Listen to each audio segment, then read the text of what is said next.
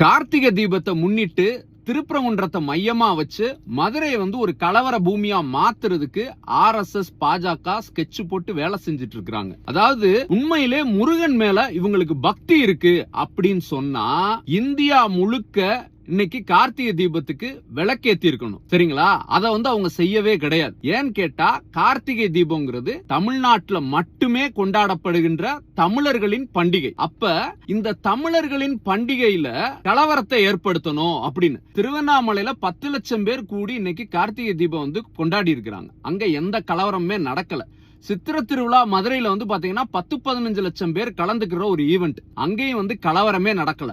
ஆனா மக்கள் செல்வாக்கே இல்லாத செல்லா காசுகளான அடையாளம் இல்லாத நபர்களால் இந்து முன்னணின்ற பேர்ல இங்க நாங்க திருப்பரங்குன்றத்துல ஏத்த போறோம் அப்படின்னு. திருப்பரங்குன்றத்துல பாரம்பரியமா எப்பவுமே தீபம் ஏத்தக்கூடிய இடத்துலதான் இன்னைக்கு ஏற்றப்பட்டிருக்கு. அதை மீறி நான் கலவரம் பண்ண போறேன் அப்படின்ற நோக்கத்துல இந்த காடேஸ்வரா சுப்பிரமணி மாதிரி ஆட்கள் எல்லாம் போயிருக்கிறாங்க. நம்ம கேள்வி என்ன அப்படின்னா, உண்மையிலேயே காடேஸ்வரா சுப்பிரமணி மாதிரி ஆட்களுக்கு முருகன் மேல பக்தி இருக்குன்னு சொன்னா அவருடைய சொந்த மாவட்டமான திருப்பூர்ல சிவன்மலையில முருகன் கோயில் இருக்கு, சென்னிமலையில முருகன் கோயில் இருக்கு. அங்க திருப்பூர்ல இன்னும் பல இடங்கள்ல முருகன் கோயில் இருக்கு. இன்னும் சொல்ல போனா பக்கத்துல கோயம்புத்தூர்ல மருதமலை முருகன் கோயில் இருக்கு. அப்படி எங்கேயுமே போகாம நேர மதுரைக்கு, அதுவும் திருப்பரங்குன்றத்துக்கு இந்த கலவரம் பண்ணணும்ன்றது எவ்வளவு பெரிய ஒரு அயோக்கியத்தனம். அதாவது மதுரையும் தென் தமிழ்நாடும் ஏற்கனவே சாதி கலவரங்கள்லாம் இப்படி நடந்து அதனால தொழில் வளர்ச்சி பெரிய அளவுல இல்லாம நம்ம பிள்ளைங்க எல்லாம் பாதிக்கப்பட்டு வேலை தேடி சென்னைக்கோ கோயம்புத்தூரோ இல்ல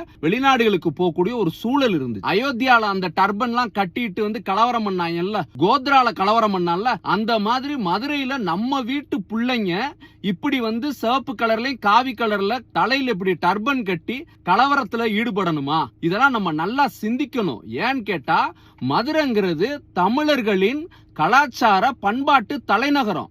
இங்க பாத்தீங்கன்னா தெலுங்கு பேசுற மக்கள் இருக்கிறாங்க, ஹிந்தி பேசுற மக்கள் இருக்காங்க, ஏன் சௌராஷ்டிரா பேசுற மக்கள்னு பலதரப்பட்ட மக்கள் நம்ம எல்லாருமே ஒற்றுமையா இருக்கும். மதுரைங்கிறது ஒற்றுமையோட அடையாளம். இங்க மதத்தெல்லாம் தாண்டி இஸ்லாமியர்களா இருந்தாலும் அவங்கள மாமா உறவு முறை சொல்லி கூப்பிடுற அளவும் கிறிஸ்தவர்களையும் இப்படி நம்ம எல்லாமே இங்க தமிழர்கள்ன்ற ஒரு உணர்வோட வாழ்ந்துட்டு இருக்கோம். அப்ப இத சீர்குலைக்கிற வகையில இவங்க கலவரம் பண்ணணும்னு நினைக்கிறாங்க.